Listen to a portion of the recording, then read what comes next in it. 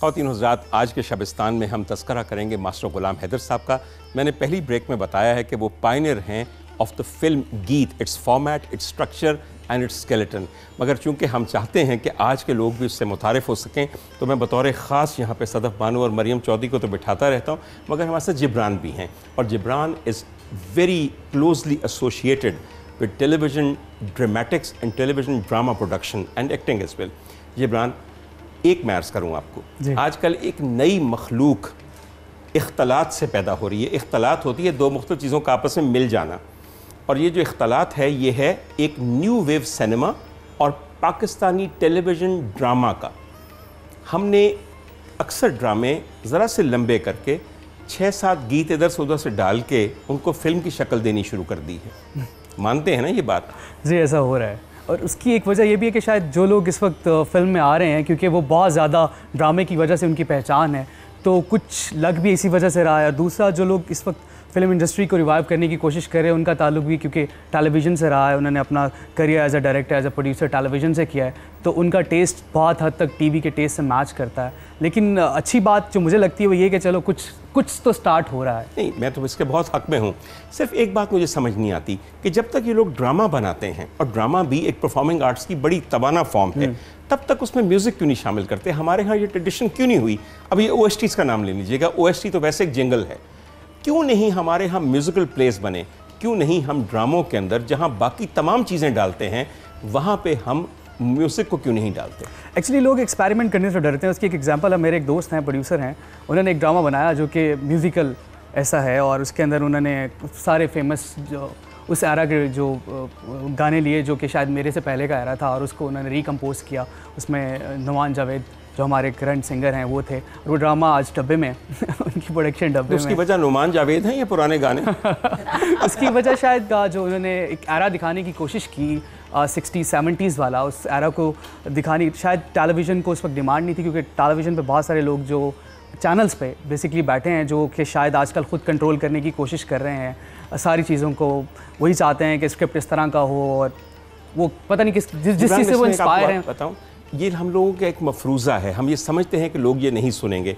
आज कहीं भी कोई क्लासिकल बेस्ड नंबर आता है, कहीं भी उम्दा गायकी, उम्दा शायरी आती है, हमारे यंगस्टर सबसे पहले उस गाने को सुनते हैं। आप सारी सूफियाना शायरी देखिए, जितनी ज़्यादा वो रीहैश हो रही है, शायद कभी किसी दौर में ना हुई हो।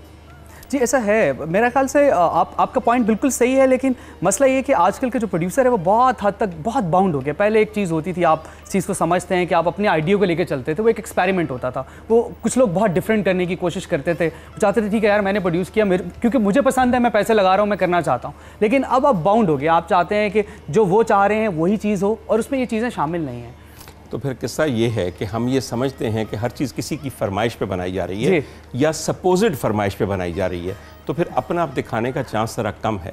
मगर बीबी जी, मैं आपको एक याद दहानी करवाऊँ, जिस मौसीकार की चीज़ें आज आप गाएंगी जी, लाहौर 1940 में कोई बहुत बड़ा फिल्मी मरकज़ नहीं था, लेकिन यहाँ के लोगों में ये हिम्मत थी कि अगर हम कोई चीज़ बनाएंगे तो वो ऐसी होगी कि बड़े सगीर के तमाम सर्किट्स में कामयाबी से बहुत अच्छी तरह चलेगी। एक फिल्म मैडम जी बनी जिसका नाम था ख़ानदान। ख़ानदान की कहानी जो लिखी गई वो इम्तियाज़ अली ताज साहब ने लिखी। इसके जो हिदायतकार थे वो आपके और मेरे जानने वाले हैं।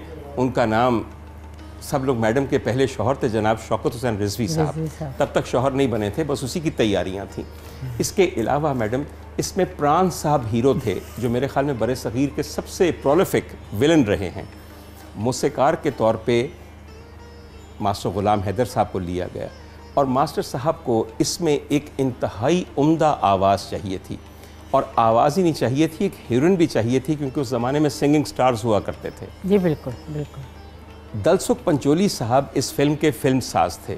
उन्होंने कहा कि भी मैं पहली उर्दू फिल्म बना रहा हूँ, यानी कि हिंदी फिल्म, और चूँकि ये तमाम जगह चलनी है तो भाई लाहौर दियाँ कुड़ियां नूं रहन दिओ, वो ज़रा वज़न ज़्यादा होंदियां ते आवाज़ उन्हां दे भारे हुंदे ने, और तुसीं इंज करो कि रमोला नूं बुला लवो बंबई तो, जे रमोला नहीं तो कम अज़ कम शोभना सामरथ नूं बुला लवो।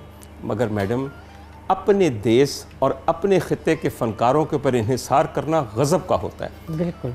किसी ने कहा शौकत हुसैन रिजवी साहब को कि सरकार इस तो पहले कि बंबई तो जिवें आजकल ड्रामा आ रहा उस वे हीरोइन आती सी, तुसी एक बारी अमृतसर जाके तो देखो, उत्थे चित्रा टॉकीज़ एक नवी कुड़ी नात पढ़ती है, वो वहाँ गए हैं, काला पर्दा गिरा है जिस पे चांद सितारे टमके हुए थे, एक लड़की मरमर की तरह सफ़ेद और रोशन वो आके गिरी है, सर उठाया और कहा है हंसते हैं सितारे या शाह मदीना।